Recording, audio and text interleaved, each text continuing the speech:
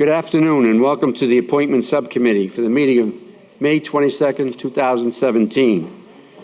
First on the agenda is 17054, appointment of Bryan Arciero to the Commission on Disabilities. Is Bryan here? Bryan? Okay, he's not here, and I heard he's already appointed. We'll take that off the agenda. Bryan's already been appointed. Next is a communication from the mayor requesting a residency waiver for Tab Banwait, Public Safety Information Technology Professional. Is Tab here, please? Tab, please appear before the microphone. And state your name and address for the record, please. And to the public and for those in the audience, I would introduce the membership of the Appointment Subcommittee: Councillor Giannino, Councillor McKenna, Councillor Morabito, and Councillor Patch, and also myself. Welcome.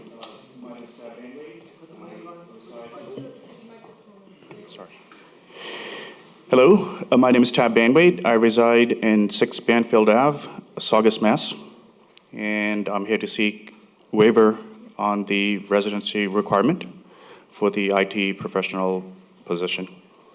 Okay. Any members of the subcommittee wishing to speak? And all members of the subcommittee can speak first, and they're the voting members. And any member of the City Council can also speak thereafter. Members, any questions? Councillor Patch. I guess I'll go first, Mr. Chairman. I guess you'll go first. Thank you for coming tonight. I have a few questions. You live at 6 Banfield Ave in Saugus? That's correct. Is that the, do you own that property? Yes, I do.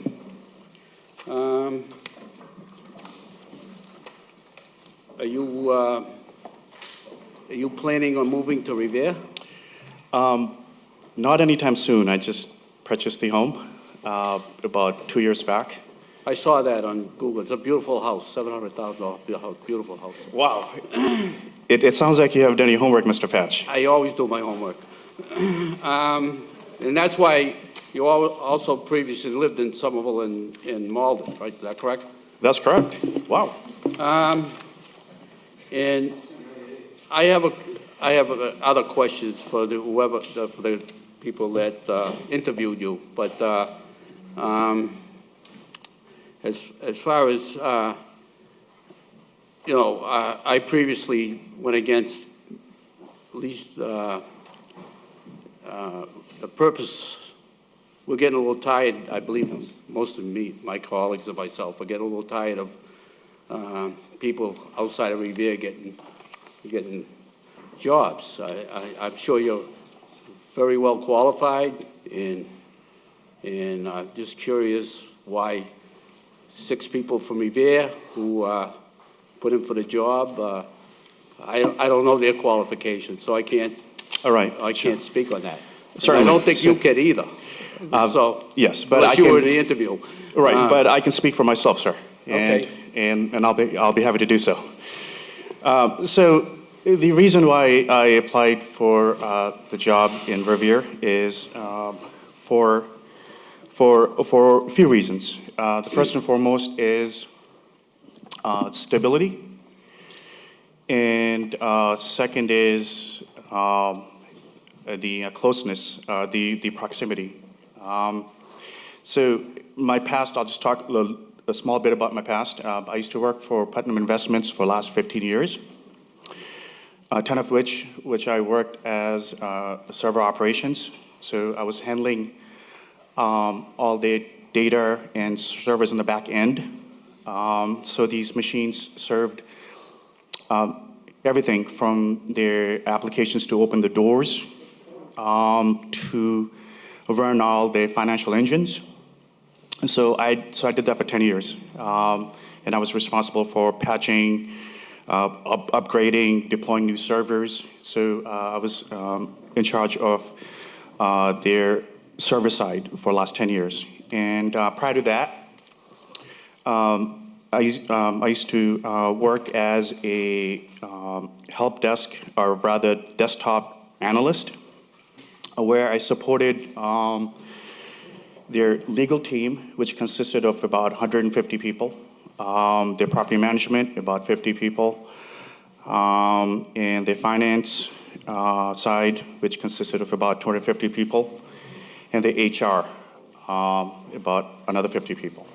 So for that portion of my job, I was responsible for handling all the desktops, PCs, any application issues, and any email issues, any phone issues. So I was working in the front end, face-to-face with the clients, and I did that for 3 years. Again, I'm sure you're very well qualified, and you know that is not the problem we have here, and unfortunately you're stuck in the middle of this problem. The problem is that we're getting more and more people outside of Revere getting jobs, and we just unless we change the ordinance, what's the sense of having a waiver for if people do not want to come back and live in Revere? Okay. Councillor, I appreciate the question. I'd like to actually invite the other members of the committee, or the hiring committee, to come up and Ruben, address, please I think, identify the specifics of your question. Please identify yourself. Sorry, my name's Ruben Cantor. I am the Director of Innovation Data Management. I was part of the hiring committee for this position, and rather than hear from me, I think you should hear from some of the other IT professionals and the people from the police department about the hiring process, so that you can make a judgment based on why we've asked for this waiver for Mr. Banwait. But again, I'm not questioning his qualifications. You can bring anybody up you want, and you know I'm sure he's very well qualified. But Councillor, pardon me, it's not just that he is more qualified. So if you can hear just a moment from the IT director for the city, Glenn DeRosa, as well as Captain Collier, who are in on all the interviews about why this particular candidate was selected, maybe you'll have some extra consideration for why we're requesting this waiver. Okay. Point of information. Can I ask what is going on here? Are we questioning the candidate or No. his counsel? Well, what we're doing is we're giving the latitude for the candidate to have appear before this subcommittee to give us a version of what they interpreted as why they selected this individual as the candidate. Okay. Knowing full hand that he doesn't. Point of want to do this, information, state orderly your point, fashion. Councillor. point of information. What he's here for, I believe, is also the point about getting a waiver so he can get this appointment. Is that correct? Am I correct? That's on that? correct. Oh, and that's the only. I'm not questioning the gentleman's qualifications. I want to know why. What's the sense of having a waiver program and an ordinance on waivers if we constantly are getting people hired asking for waivers, don't want to live in Revere? That's the only reason. My question. Thank you. What's the wish of the members of the subcommittee? Councillor Morabito. Can we just have the candidate stand in front of the podium, therefore the viewers watching this council meeting can see who the candidate is? Thank you. Okay. I'm ready for a roll call. Any other councillors wishing to speak? Councillor Giannino. Thank you, Mr. Chairman. I believe issues like this are always difficult when they come before the City Council because it's something that Revere people want Revere people working in Revere. There's no doubt about that. And there's nothing more important to a city than making sure that our residents are taken care of first and making sure that we're doing really what's best for them. It's a difficult decision because I think that he's an incredibly qualified candidate, and I think that a lot of work went into selecting him. However, why do we have a requirement if we're not going to follow it? You know, and it's a really, really difficult situation. If you look at a map, he's yards from the Revere city line, but it's not Revere.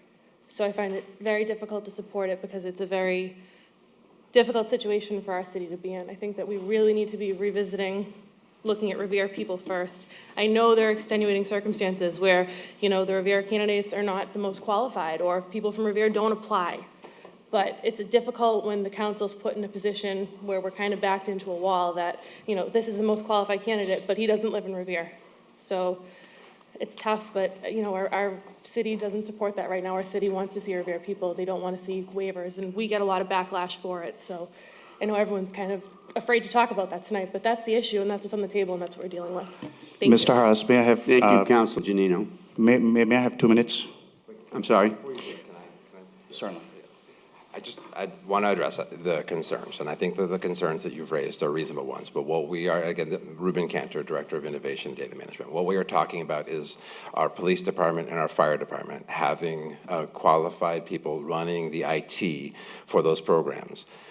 At this particular time, we are in dire need of having someone highly qualified to run those. It's not just that Mr. Banwait was the most qualified candidate. I think that the people behind me are here to testify that there was nobody that we felt was even close to ready to be able to take those positions, to take this position to lead the IT program for the police, fire, for our SUD office.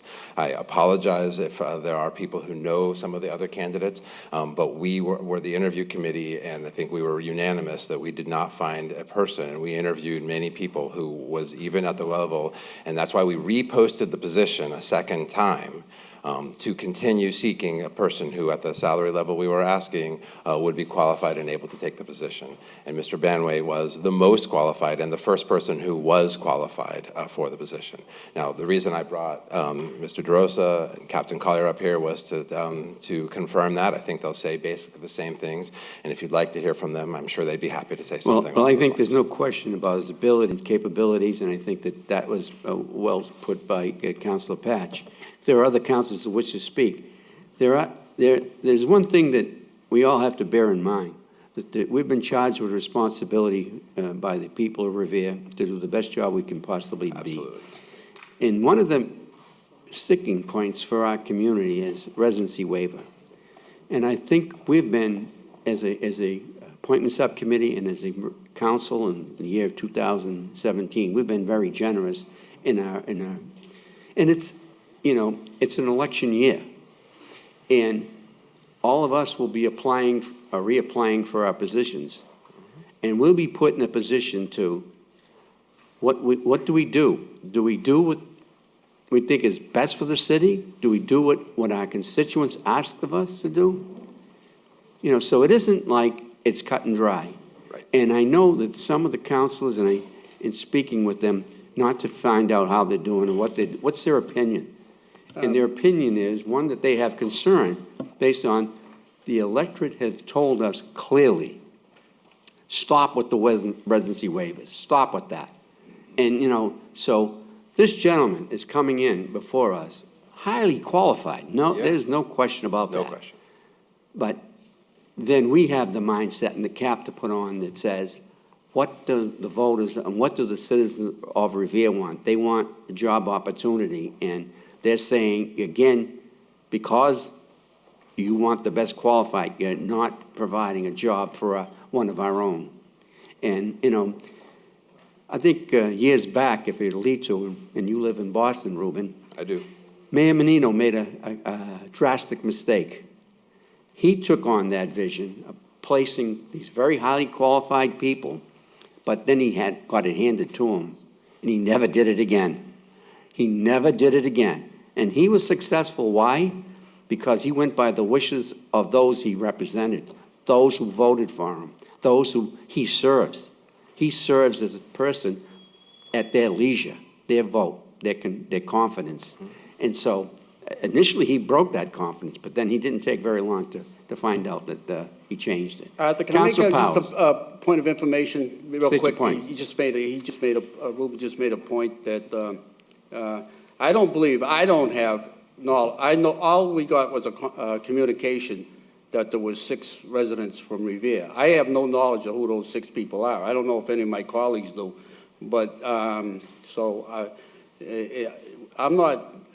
I basically, my argument is what you just said. It's not, it has nothing to do with anybody that I know that put up for the job. We're put in a tough position. It was, yes, it was, all we got was there was 6 people that, from Revere that put in for the job. Thank you. Well, what I think that if this is going to be a concern for this council and for future councils in the future, maybe we have to revisit the ordinance and see if it has to be amended or corrected. But I just know from serving the people of Revere for the past several years that their wish is to have Revere people. They want the residency requirement. And so, and I'm not about to change it because, Councilor Patch.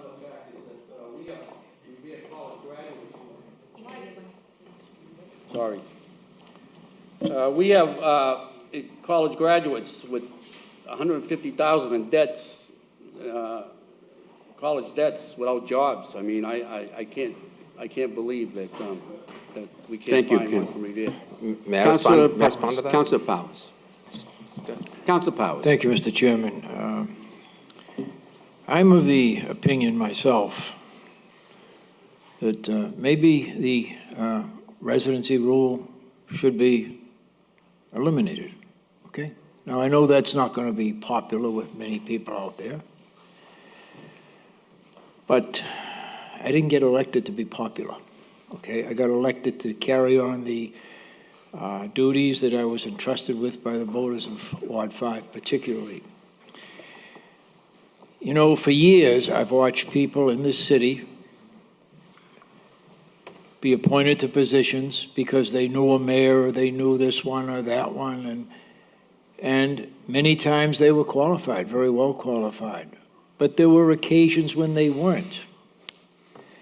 You know, 75% at least of our workforce in the city, whether it be school department, police department, or fire department, doesn't really live in the city. They live outside the city. I think we've got a breath of fresh air here. We have a mayor who is willing to bring in professionals that are employed by the city, like Mr. Collier, Mr. Cantor, and our Director of Computer Technology, to look at these people, look at their qualifications, look at their background, and make a decision. And the residents of this city had enough faith to choose a mayor they felt would do that, and he's doing it. So maybe we have to really look at the residency requirement. Would we turn somebody down if they were eminently qualified to select someone that wasn't qualified? I certainly wouldn't vote for that, and I don't think I ever have. Thank you, Councilor. Thank you, Mr. Chairman. Councilor Zambudo. Thank you, Mr. Chairman. I've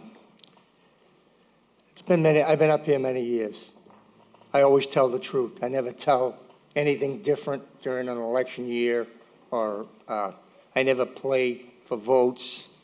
Most times I make unpopular decisions up here when you base them on how many people are in the audience against a particular project that I feel is good for the city. I tell them straight out. I know your neighborhood doesn't like this project, but it's good for the city as a whole. That's who I represent, the whole city. Now, this ordinance was put in many years ago by one of our colleagues who's recently deceased, Billy Bell. And truth be told, if I was on the council in them days, I would have voted against it. I was in business for many years. God forbid I would be restricted as to who I could hire and not hire the most qualified just because they were a resident. I think it's absurd. This particular position is one of the most important positions. It's bringing us into the 21st century. It's about our IT and our first responders. I mean, it's something that I fought for years ago when we built the police station. I envisioned this. I was thrilled that we were going to finally get this. Now, it's taken a lot more years than I even thought I'd be up here, to be honest with you. But The last thing I'm going to do is not look for the most qualified candidate for this position. I don't know this man at all. All I can go by is the experts that are saying he's the most qualified. Yeah, there were 6 residents of Revere, but I'm sorry, they weren't as qualified for the position. We need the most qualified guy for this position. So I agree with my colleague to my right. I think, God willing, if I'm reelected, I'm going to propose that this ordinance be eliminated, restructured at best, but at minimum, but I would say just eliminated. I want the most qualified person for the job. If that person happens to be a quarter of a mile away from Revere, so be it. But I don't think we can tie the hands of progress for something that was put in, and I dare say probably for political reasons in the first place. I mean, God rest his soul, Billy Bell's, you know, he's not with us anymore. Councilor, but I'd stop have using this, names. I'd have this Refrain from using names, discussion in person, and I have had it in person. But I never voted against a waiver since I've been on this council for that very reason. I want the most qualified person for the job. If this is the most qualified person for the job, I support it. Thank you, Councilor. Any other members of the council wishing to speak? Councilor Morabito. I just want to end by saying, you know, I do believe Mayor Arrigo selected a great candidate for the position. My sole decision-making will be based on the residency waiver today. I'll be honest, I've gotten a lot of phone calls this week. And without mentioning names or newspaper articles, there's been a lot that I'm sure a lot of us, each on the council, had to deal with this week. And so I cannot vote for a residency waiver tonight. I apologize. Thank you, Councilor. Councilor McKenna. Thank you, Mr. Chairman. As a teacher of 32 years, we have many teachers that come from all over the place. The firefighters don't have a residency waiver, residency policy. They're all over the place. They come from all over the place. The police also. I just can't understand why City Hall has a resident, policy. But we do. And I would have to vote with it. I'm sure you're very qualified, but we have a residency policy for City Hall, and we keep allowing people to come, and I'm sure you're very qualified. But until we change that, I have to go with the ordinance. I'm sorry. Thank you. Absolutely. So I spent my last 3 months not searching for a job because I thought that there might be something in place for me. From all different indications, I've interviewed maybe with maybe 10 or 12 people. So I've hung on to this. I was supposed to meet with the council about a month ago, and this is a month later now. So I've lost close to 3 months of my pay. And now I'm here in front of everyone, and I'm gonna walk out of here without any job. I mean, it sounds like a little bit, now I'm gonna take it a little bit personally. I would just like to encourage those of you who have said that you are not supporting this to consider the fact that, as was stated earlier, this is our public safety department. This is our police department and our fire department that have some very real IT needs. I'm not talking about even where we need to go in terms of 21st century. I'm talking about the current equipment, the current needs day to day. This is something that we need. This is the only candidate that we found in 2 months of posting, the only candidate who came forward who was even remotely qualified for the position.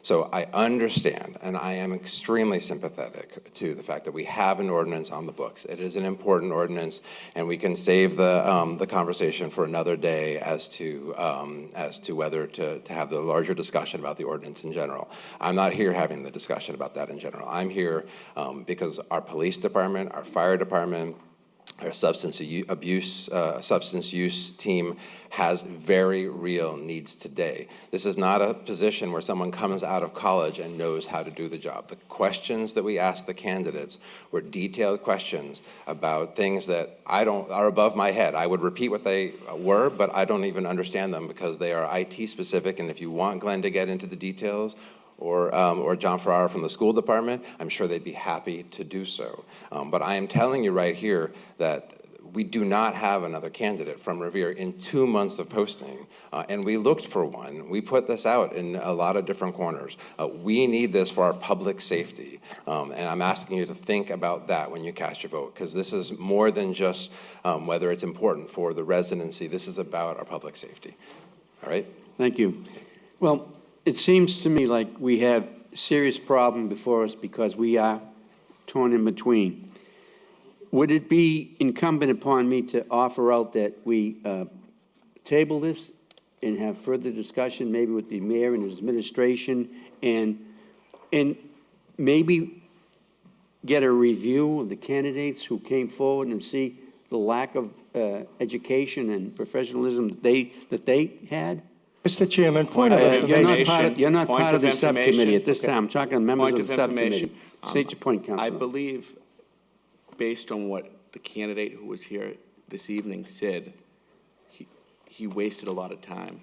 Why are we going to waste more of his time? Well, I don't think it's wasting time when you try to come to a positive conclusion that is beneficial to all parties. I don't think we're wasting time. Councilor? And I agree.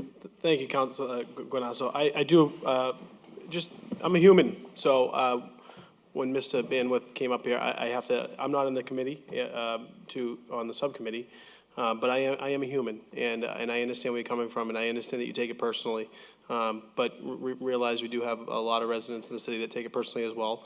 This isn't, and I'm not, I'll let the appointment subcommittee do their work. But there was a meeting last month that you were, I believe, invited to. I'm not sure if there's a confusion in submitting that. Just so everyone understands out there, is we had it on the calendar. I don't know if there was confusion with you or that you weren't told to be here, but I do remember being here expecting to meet you. So I apologize that you've had 3 months, and that really stinks. And my heartfelt The appointment apologies for subcommittee that. is gonna meet. So I just wanted to make sure you understood that. Thank you.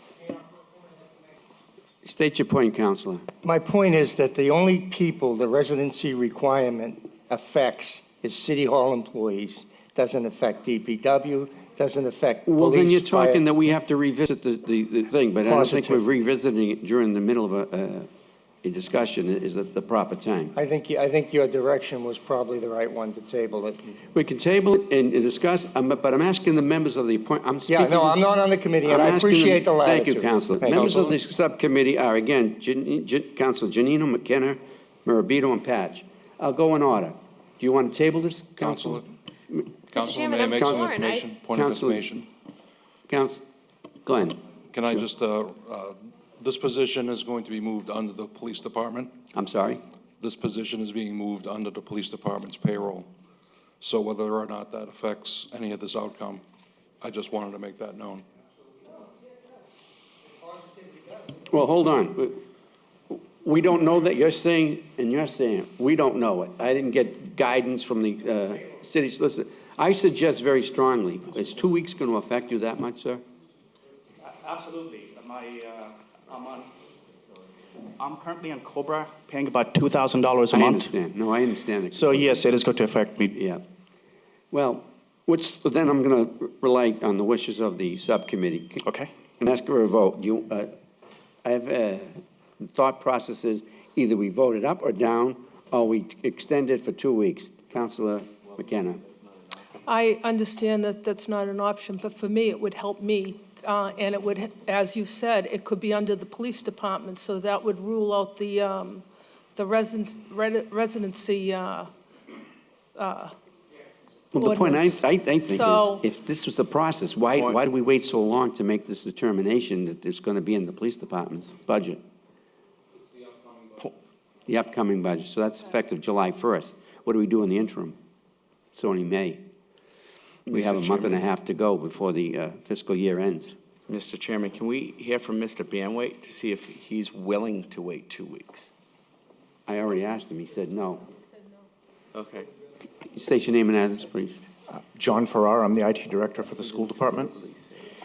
I just wanted to state that we did interview all these people, and we would have gone with a Revere resident, knowing that there is this residency requirement. However, he was, I can't even quantify. He spoke of his qualifications. The next qualified person was not even close. Trust me, we were well aware of the residency requirement. We have that. Yeah. We have that, and we know he's up here and the rest of them are down here.